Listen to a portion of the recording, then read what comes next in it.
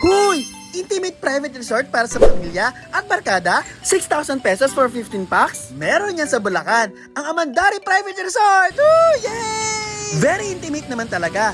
Dahil solo nyo ang buong resort, ang ganda at ang linis ng pool area nila. Pwede yan sa kids at sa adult. Napalilibutan din ng mga halaman at puno ang resort, kaya preskong-presko. May bahay kubo style cottage nga sa tabi ng pool. May dining table at videoke na may dalawang mic, plus outside kitchen at big barbecue griller. Sa taas nga ng bahay kubo ay may big hammock na kaya ang 4 na katao. May view ng infinity pool. Pasok naman tayo sa loob ng accommodation. Centralized air condition nga ang loob. May TV na pwedeng mag-videoke at mag-Netflix. Kompleto ang kitchen appliances at kitchenwares. May malinis na CR at shower room. May 3 bed sila at kaya ang 10 sleeping capacity. Pet friendly nga ang Amandari. No corkage fee din, pero kung wala naman kayong dala, may available silang alcohol beverages at may ice cream din. Located ang Amandari Private Resort sa El Canto Street, Barangay Santa Rita, Giginto, Bulacan. Available naman sila sa Waze at Google Map. Pwede kayong magpabook sa kanilang FB page at contact number na nakalagay sa screen.